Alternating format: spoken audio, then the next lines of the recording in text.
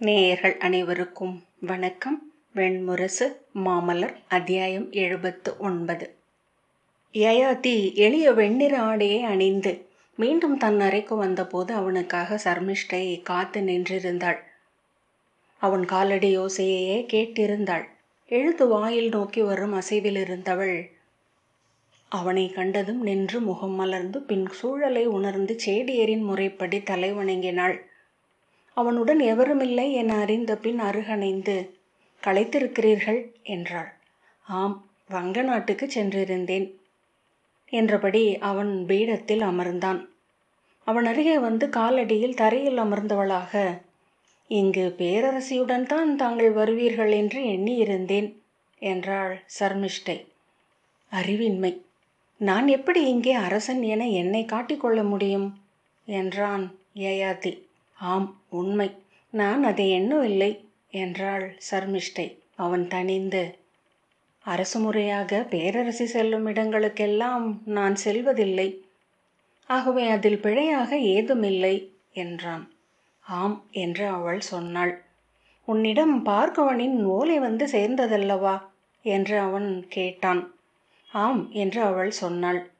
மைந்தர் மூவரையும் அருகிருக்கும் அஸ்வபாத காட்டில் சுப்ரபாலரின் பயிற்சி களத்திற்கு அனுப்பிவிடும்படியும் நான் மட்டும் இங்கு சேடியாக தங்கும்படியும் சொல்லியிருந்தார் என்றாள்.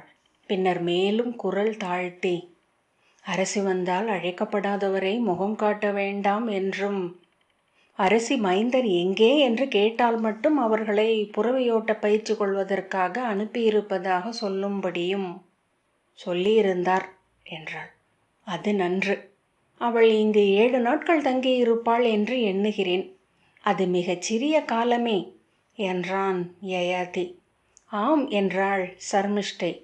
யயாதி, இயல்பென புழங்கினால் எதுவும் வெளிவராமல் அதை கடந்துவிட முடியும். அவள் இச்சிறுமிகள் அனைத்திற்கும் மேலாக பறந்து செல்ல விழைபவள். ஆகவே அவள் விழிகளிலிருந்து எளிதில் தப்பிவிடலாம். நமது அறியாமையால், பொறுமையின்மையால், மிகை நம்பிக்கையால் பிழை ஏதும் இயற்றாமல் இருந்தால் மட்டும் போதும். அதை சொல்லிவிட்டு செல்லலாம் என்றே வந்தேன் என்றான். அவள் மெல்லிய எரிச்சல் தெரிய, அதை பார்க்கவரின் ஓலையினூடாகவே நான் புரிந்து கொண்டேன். அதை சொல்ல தாங்கள் வந்திருக்க வேண்டியதில்லை என்றாள். அவன் சினத்துடன், நான் வந்திருக்கலாகாது என்கிறாயா என்று கேட்டான். அவள் கண்கள் சுருங்க, என்ன பேச்சு இது? நீங்கள் எதன் பொருட்டு வந்தாலும் அது எனக்கு உவகை அளிப்பதே. உங்கள் வாழ்க்கையில் மிக குறுகிய பகுதியே எனக்காக வெட்டி அளிக்கப்படுகிறது. இந்த 16 ஆண்டுகளில் நான் உங்களுடன் இருந்த காலங்களை மட்டும் எடுத்து தொகுத்து பார்த்தால் ஓராண்டு கூட இல்லை. அதற்குள் நிறைந்து வாழ விழைபவள் நான். பொழுதனைத்தும் எனக்கு கொடையே என்றாள். இந்த ஆண்டுகளில் நான் உன்னிடம் கண்டது நன்கு சொல்லெடுக்க கற்றுக்கொண்டிருக்கிறாய் என்பதுதான் என்று அவன் சொன்னான். அவள் புன்னகை செய்தாள். அவளுடன் அணுக்கம் கொள்ளும் தோறும் பூசல் மிகுந்து வருவதை அவன் உணர்ந்திருந்தான். எப்போதும் சந்தித்த முதற் சில கணங்களுக்கு பின் பூசல்தான் எழும். பின்னர் நெகிழ்வும் தழுவலும், மீண்டும் பூசல். அவன் காலடியில் அவள் அமர்ந்திருக்கையில் அப்பூசல் நிகழ்வதனாலேயே அவை ஓர் எல்லைக்குள் நின்றன. ஆகவே இனிமையான ஆடலாக அமைந்தன. அவன் பூசலிடும் ஒரே பெண் அவள்தான் என எண்ணியதும் புன்னகை கொண்ட அருகே சென்று அவள் தோளை பற்றி, நான் வந்ததே இவை அனைத்தும் நானே உன்னிடம் உரைக்க வேண்டும் என்பதற்காக. பார்க்கவன் உனக்கு ஆணையிடலாகாது. நீ மறந்தாலும் நீ விஷபர்வனின் மகள் என்பதை நான் மறக்க இயலாது என்றான். சர்மிஷ்டை, நான் மறக்கவில்லை. எப்போதும் அது எனக்கு நினைவில் இருக்கிறது.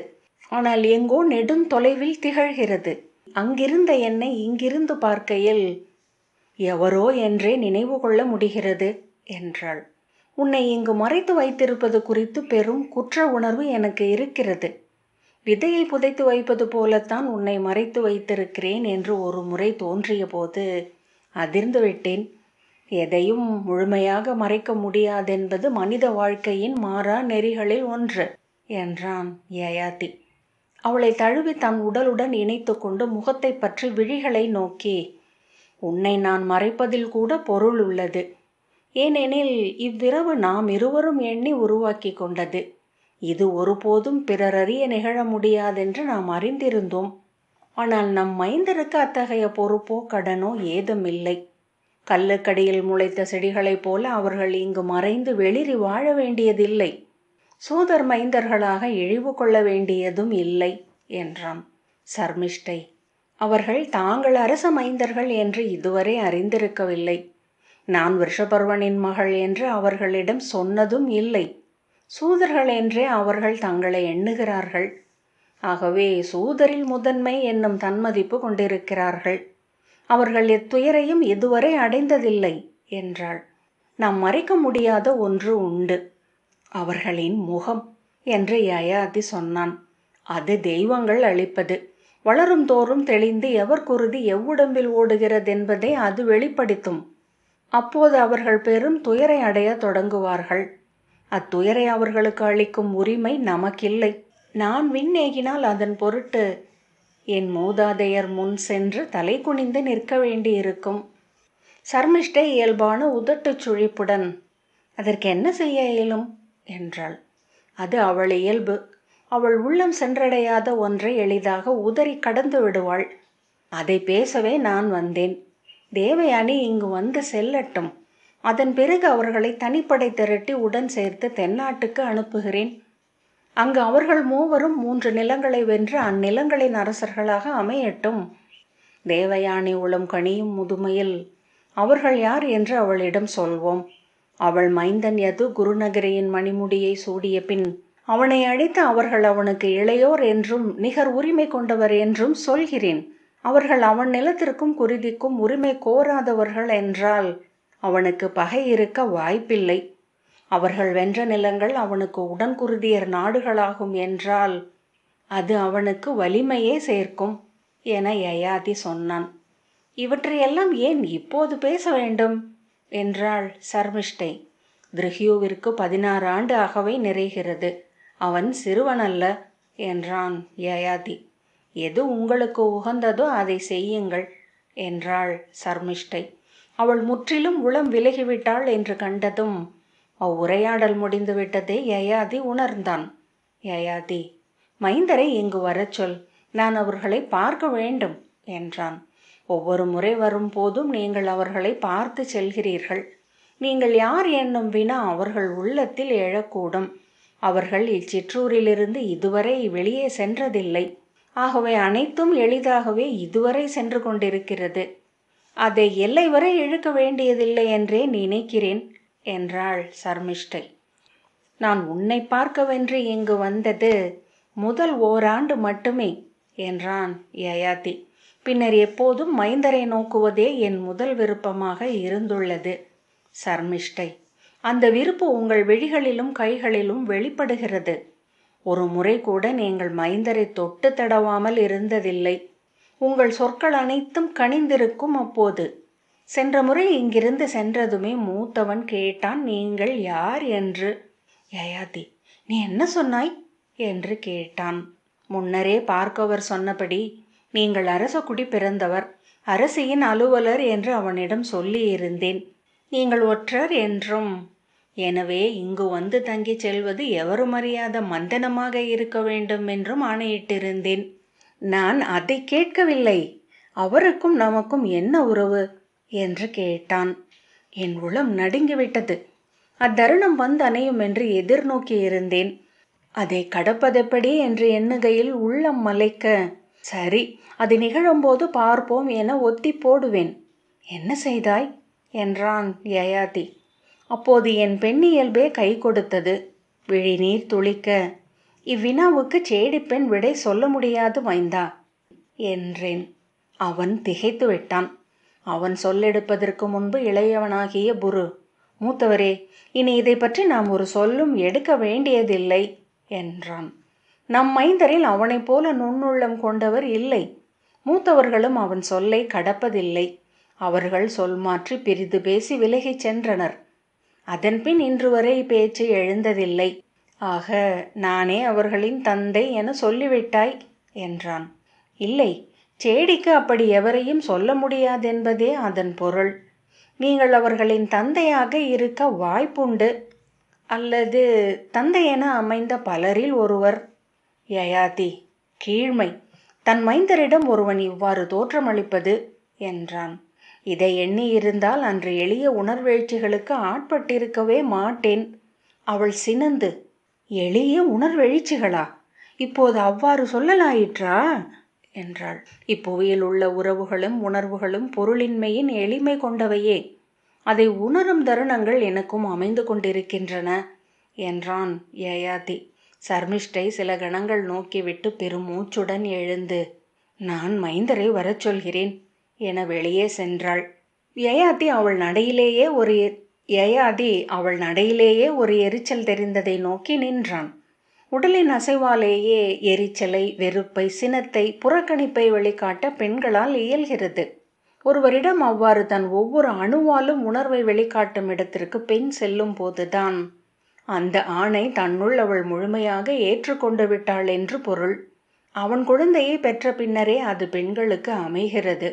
மைந்தர்களுக்காக காத்திருந்த நேரத்தில் அவர்களின் கடந்த கால தோற்றங்களை அவன் உள்விழிகள் அலைந்து கொண்டே இருந்தன.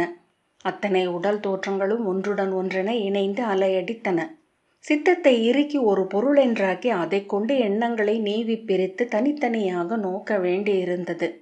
மூத்தவன் திரிஹ்யு பிறந்தபோது அவன் அன்னையைப் போல கரிய சிற்றுடலும் கூரிய சிறு மூக்கும் பெரிய விழிகளும் கொண்டிருந்தான். குழந்தை பிறந்த செய்தி கேட்டபோது அவன் குருநகரியில் இருந்தான். வந்து சேரும் போது 13ஆம் நாள்.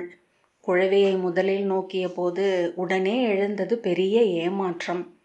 அதை ஒரு கணம் முகம் காட்டிவிட்டது.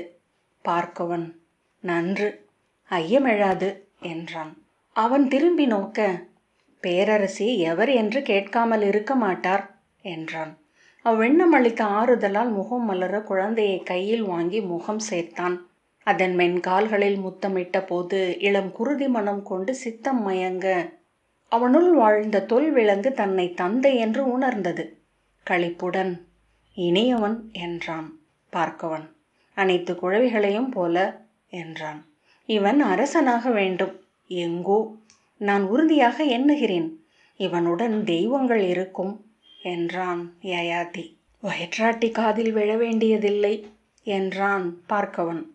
பேற்று விலக்கு கொண்டு ஈற்றறையில் படுத்திருந்தாள் சர்மிஷ்டை. கணவனும் மைந்தருமன்று பிறர் பேற்று விலக்கு கொண்ட பெண்ணை சென்று நோக்கலாகாதென்பது நெறி. இங்கு எவர் அறியப் போகிறார்கள் என்றான் யயாதி.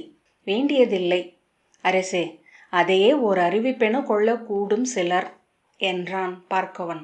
ஈற்றரை செவிலியிடம் மைந்தனை திரும்ப அளித்துவிட்டு, சின்னஞ்சிறு உடல், அதில் தளிர் மொட்டென முகம், ஆனால் அதிலேயே குலம் தெரிகிறது, குடிமுறை தெரிகிறது, தன்னியல்பும் வெளிப்படுகிறது.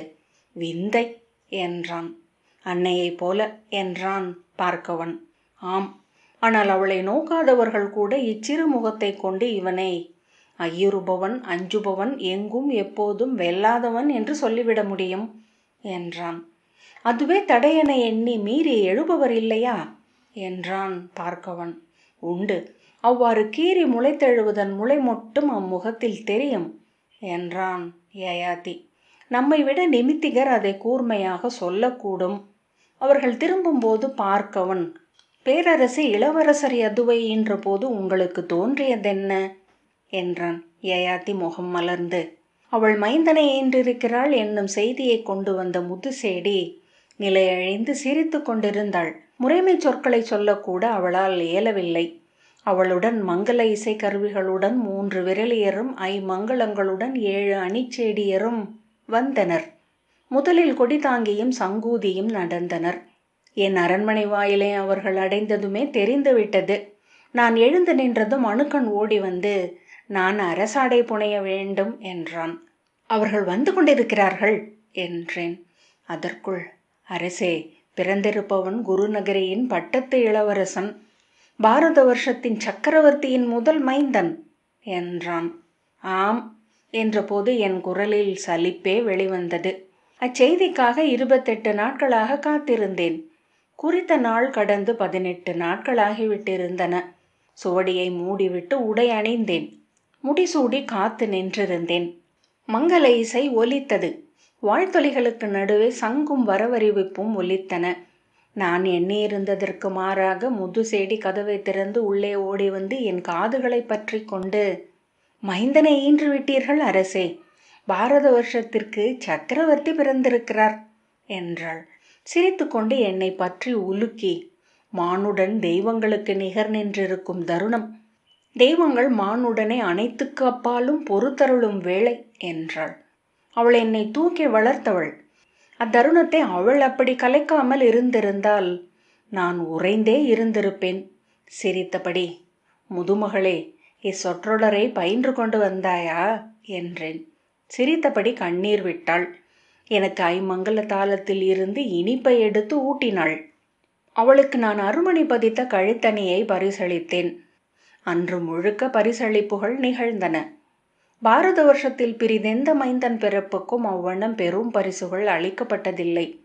ஏனென்றால் அதற்கு முன்னர் அவ்வாறு அளிக்கப்பட்ட பரிசுகளை கணக்கிட்டு அவற்றுக்கு 2 மடங்காக பரிசுகள் அமையும்படி முன்னரே கிருதர் வகுத்திருந்தார். மறுநாள் காலை முதற்புலரியில் தேவயானியையும் மைந்தனையும் நான் காண நற்பொழுது வகுக்கப்பட்டிருந்தது. அரசனி கோலத்தில் அகம்படியினருடன் சென்றேன். வரவறிவிக்கும் நிமித்திகனுக்கு பின்னால் என் செங்கோல் சென்றது. 18 இசைச்சூதர் 18 அணிச்செய்தியர் தொடர்ந்தனர். வெண்குடையுடன் ஏவலர் என் பின்னால் வந்தனர். அது ஓர் அரச பெரு நிகழ்வு. என் அருகே அமைச்சர்கள் வந்தனர். ஏற்றறைக்கு வெளியே ஒரு பொற்தொட்டிலில் வெண் சேக்கையில் மைந்தன் படுக்க வைக்கப்பட்டிருந்தான். பெயரெடுத்த மருத்துவச்சி அவனை எடுத்து என்னிடம் காட்டினாள். அன்னையை போன்ற தோற்றம். நேர் மூக்கால் பகுக்கப்பட்ட வட்ட முகம். ஒவ்வொரு உறுப்பும் பழுதற்று இருந்தது. நான் எண்ணியதையே என்னுடன் வந்த நிமித்திகர் சொன்னார். பழுதற்ற உடல் அரசே, தெய்வ சிலைகளுக்குரிய அளவுகள். மண்ணில் பேரரசனாகவே பிறந்திருக்கிறார். பாரத வருஷம் பணியும் கால்கள் இவை. நம் கொடிவழியினர் 1000 ஆண்டு ஆலயத்தில் நிறுத்தி வழிபடும் முகம். அச்சொற்கள் ஏனோ எனக்கு பெரிய உள எழுச்சி எதையும் உருவாக்கவில்லை. நான் அவனை பெற்ற அச்செய்தி வந்தபோது படித்து கொண்டிருந்த நூலில் இருந்த ஒரு வரி எந்த பொருத்தமும் இல்லாமல் நெஞ்சில் ஓடிக்கொண்டிருந்தது. காமதேனு அகிடிகளின் 4 காம்புகளிலிருந்து 4 குலங்கள் பிறந்தன. உள்ளறைக்கு சென்று பேரரசியை பார்த்தேன். அவள் அருகே சாயை நின்றிருந்தாள். என் அருகே வந்து, களைத்திருக்கிறார்கள், ஓரிரு சொற்களுடன் முடித்து கொள்ளுங்கள் என்றாள். நான் உடனே சென்று விடுவேன் என்ற பின் அவள் அருகே சென்று நின்றேன். விழிகளை திறந்து என்னை நோக்கினாள். நான் முற்றிலும் அறியாத பெண். நான் உள்ளூர அஞ்சும் அரசி. என் குலம் வாழ மைந்தனை அளித்திருக்கிறாய் என்றேன். அவள் மறுமொழி சொல்வதற்குள் சாயை, பாரத வருஷம் ஆள வந்த சக்கரவர்த்தி, சுக்கிரரின் கொடி வழியின் அருமணி என்றாள். நான் ஆம் என்றேன். அவள், மைந்தன் பிறந்தமை நாட்டில் 18 நாள் கொண்டாட்டமாக அமையட்டும். 28ஆம் நாள் அரையணி சூடும் விழாவுக்கு 18 சத்திரிய நாடுகளின் அரசர்களும் வந்தாக வேண்டும் என்றாள். ஆம், உரிய ஆணைகளை பிறப்பிக்கிறேன் என்றேன். ஆணைகளை பிறப்பித்து விட்டேன். சாயை என் பொருட்டு அனைத்தையும் நோக்குவாள் என்றாள். நன்று என்றேன். திரும்பும் வழி எங்கும் நகரில் கொண்டாட்டங்கள் உச்சம் கொண்டிருப்பதை கண்டேன். என் அரண்மனை உப்பரிகையில் நின்று நோக்கிய போது எங்கும் களிவெறியே கண்ணுக்குப்பட்டது. நான் எந்த பொருளும் இல்லாமல் காமதேனுவை பற்றி எண்ணிக்கொண்டிருந்தேன். பார்க்கவன் புன்னகையுடன், மைந்தரை பற்றி தந்தை கொள்ளும் எண்ணங்களுக்கெல்லாம் எப்பொருளும் இல்லை. அவை அச்சத்தாலோ மிகை விழைவாலோ ஆனவையாக இருக்கும் என்றான். மைந்தனுக்கு பெயரிட வேண்டும். ஒரு நிமித்திகரை அழைத்து வருக என்றான் யயாதி. பார்க்கவன் ஒரு கணம் எண்ணிய பின், நான் அறிந்த ஒருவர் இருக்கிறார் என்றான். உச்சி பொழுதில்தான் அவரை அழைத்து வந்தான். கைகளும் தலையும் நடுங்கும் வயோதிகர். யயாதி எழுந்து அவரை வணங்கியதும் அவர் கை தூக்கி வாழ்த்தளித்து, எவருக்கோ மைந்தர் பிறந்திருப்பதாக சொன்னார்கள் என்றார். நாளும் பொழுதும் குறிக்கப்பட்டுள்ளதா என்றார். இதோ என்று யயாதி ஓலையை அவரிடம் நீட்ட, எனக்கு விழி மங்கள், படியுங்கள் என்றார் கிழவர். உறக்க படியுங்கள், செவிகளும் சற்று பழுது. யயாதி நிமிர்ந்து நோக்க பார்க்கவன், இவர் தங்களை நினைவு கொள்ளப் போவதில்லை, எவரென உசாவவும் வாய்ப்பில்லை என்று மெல்லிய குரலில் சொன்னான். யயாதி சலிப்புடன் தலையசைத்தான். அவர் அவன் படித்ததை மும்முறை கேட்டுவிட்டு பெரும் மூச்சுடன் தாடியை தடவியபடி சற்று நேரம் அமர்ந்திருந்தார். பின்னர், உயர்குடி பிறப்பு, ஆனால் எப்பயனுமில்லாத முன்னோள். முன்னோர் முறையென வருநிலம் தவறும், அடைவதோ கெடுநிலமே ஆகும். குடிவழியின் 7வது மைந்தனே அரசன் என முடிசூடி அரியணை அமரும் ஊழ் கொண்டவன். சுமையென தோளிலேறும் துயரத்துடன் அலைவதே வாழ்க்கை என்றார். பார்கவன் போதும் என கை காட்ட அதை காணாமல் அவர் சொல்லிக்கொண்டே சென்றார். எங்கும் தனியன், எப்போதும் தயங்குபவன், தன் சிறுமையை உணர்ந்து அஞ்சுபவன். அவ்வச்சத்தால் எதிரிகளை பற்றி கற்பனை செய்து கொள்வான். எதிரிகளை கற்பனை செய்து கொள்பவன் நாளடைவில் அவர்களை எதிரிகள் என அடைவான். அவர்களிடமிருந்து தப்பி ஓடிக்கொண்டிருப்பான். நிழலை அஞ்சும் சிற்றுயிர் நிலை கொள்வது என்பது அதற்கில்லை. யயாதியே போதுமென கை காட்டினான். ஆனால் பொறுமை அழியா நெஞ்சம் கொண்டிருப்பான். உடன்குருதியனை எண்ணி எண்ணி ஒரு நாளேனும் நல்லுறக்கம் கொள்ளும் பேறு இல்லாதவனாக இருப்பான் என நிமித்திகர் தொடர்ந்தார். ஆனால் நன்மைந்தர் பேறு உண்டு. விதை பெருகும் பாலை மரம், எவ்வனலும் எரிக்காத வேர் கொண்டவன். இவன் கொடிவழி குலமென்றாகி எக்காலமும் மண்ணில் வாழும். யயாதி முகம் மலர்ந்து அவ்வாறே ஆகுக என்ற பின், இவனுக்கான பெயர் என்ன என்று உரைக்கலாகுமா என்றான். அவர் வெண்புள்ளி அலைந்த விழிகளை மேல் நோக்கி உயர்த்தி சில கணங்கள் நிலைத்த பின், மண்ணுக்குரியவன், மண்ணை விழைபவன் என்னும் பொருளில் ஒரு பெயரிடுக. திரிஹ்யு என்பது என் உள்ளத்தில் தோன்றுகிறது என்றார். யயாதி, அதுவே ஆகட்டும், அவனுக்கு மண் கனியட்டும் என்றான். நிமித்திகர் பெருமூச்சுடன் தன் மெலிந்த கைகளை நீட்டி கால்களை எளிதாக்கினார். யயாதி உரக்க, நிமித்திகரே, பிறிதொரு பிறவி பொழுதை சொல்கிறேன், கணித்தளிக்க வேண்டும் என்றான் தாழ்ந்த குரலில். அரசே, வேண்டாமே என்றான் பார்கவன். இல்லை, அவர் உரைக்கட்டும். விழியின்மையால் அவர் பிற விழிகளை காணாமல் ஆகிவிட்டிருக்கிறார். அது அவரை மானுடத்தில் இருந்து முற்றிலும் விலக்கி இருக்கிறது. காலத்தை மட்டும் காண்பவராக அமர்ந்திருக்கிறார் என்றான் யயாதி. 2ஆம் முறை நிமித்தம் நோக்குவதும் பெயர் நோக்குவதும் பிழை என்றான் பார்கவன். என்னால் இதை தவிர்க்க முடியாது என்றான் யயாதி. மெல்ல முனகி உடல் அலுப்பை அகற்றிய பின், சொல்லும் என்றார் நிமித்திகர். யயாதி யதுவின் பிறவி பொழுதை சொன்னான். அரச குருதி, அவை முதன்மை கொண்ட இளமை. ஆனால் கொடிவழி வந்த நிலம் அகன்று போகும். புதுநிலம் தேடி அலையும் வாழ்க்கை காட்டெறி என அழித்து பரவுவது. அணையா பெருவிருப்பும் காழ்ப்பும் கொண்டு கணந்தோறும் உயிர் மிகும் உள்ளம். மைந்தர் செல்வம் மிகும், கொடிவழிகள் பெருகும். யயாதி படபடப்பை அடக்கியபடி, நான் ஒன்றை மட்டும் கேட்க விழுகிறேன். கடியரே, இப்பிறப்பாளனின் வருகை நோக்கம் என்ன என்றான். பெருங்குலம் ஒன்றின் முதல் விதை முத்து இவன். என்றும் அறியா பெருக்கு இவன் குருதியில் துளிக்கும் என்றார் அவர். அவன் கேட்பதற்குள் அவன் ஊழை சுட்டும் ஒரு பெயர் நன்று. அவ்வாறே ஆகுக என்னும் பொருளில் யது என்றார். யயாதி வியப்புடன், அதுவே அவன் பெயர் நிமித்திகரே. ஆனால் காற்று என அதற்கு எங்கள் முது நிமித்திகர் பொருள் சொன்னார் என்றான். நிமித்திகர் புன்னகைத்து, அதுவும் நான் சொன்ன பொருளில்தானே என்றார். யயாதி நன்று என எழுந்து அவரை வணங்கினான். பார்கவன் அளித்த பொற்காசுகளை எடுத்து வணங்கி அவருக்கு அளித்தான். அவர் மெல்ல எழுந்து தன்னை அழைத்து செல்லும்படி கோரி கை நீட்டினார். அதன்பின் மற்ற மைந்தருக்கு அவன் நிமித்தம் நோக்கவில்லை. துர்வசு என தேவயானியின் 2ஆம் மைந்தனுக்கு அவள் அமைத்த நிமித்திகர்களே பெயரிட்டனர்.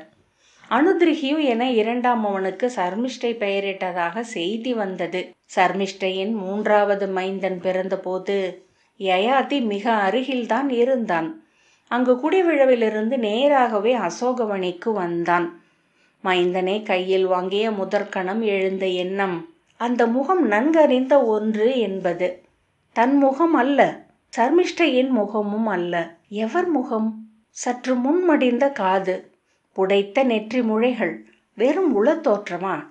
அருகே நின்றிருந்த பார்கவன் அவன் உள்ளத்தை உணர்ந்தவனாக, முகங்கள் நேர் அச்சென நம்மிலிருந்து செல்வதில்லை.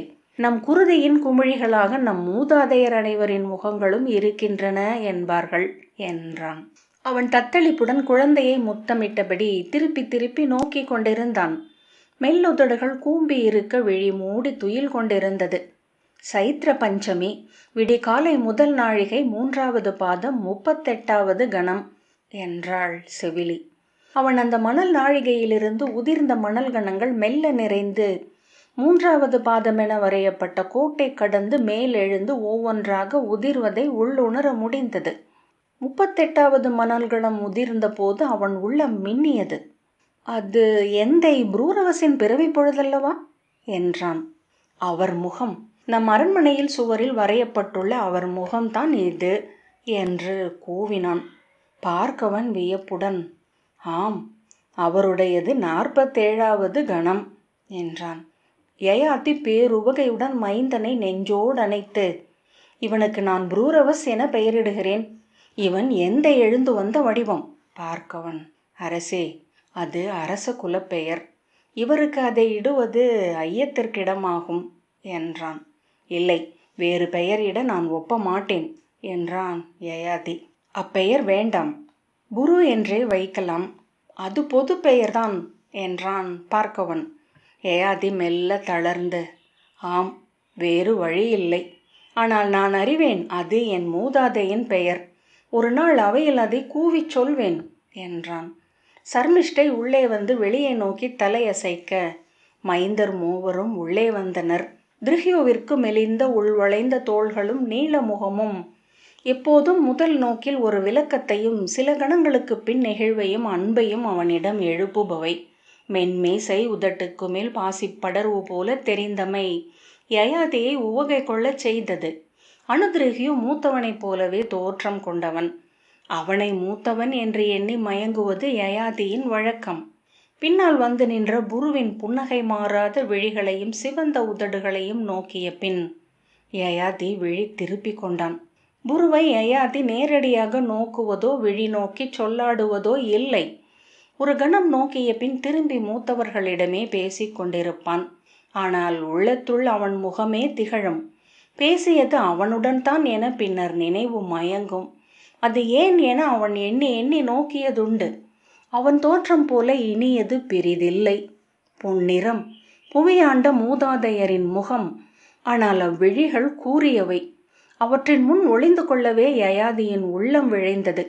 அவர்கள் விடை பெறுகையில் அனைவரையும் பேச்சு போக்கில் இயல்பாக தொட்டு நற்சொல் உரைப்பான். இறுதியாக புருவை மீண்டும் ஒரு முறை தொடுவான். வருக என்று அழைத்தபடி யயாதி முன்னால் சென்றான். அவர்கள் உள்ளே வந்து தலை வணங்கி முகமன் உரைத்தனர். யயாதி, முறையான பயிற்சிகள் பெற வேண்டிய பொழுது. அன்னை சொல்லியிருப்பார்கள் அல்லவா என்றான். திருஹ்யு ஆம் என்றான். மாமலர் 79வது அத்தியாயம் இத்துடன் நிறைவு பெற்றது. நன்றி.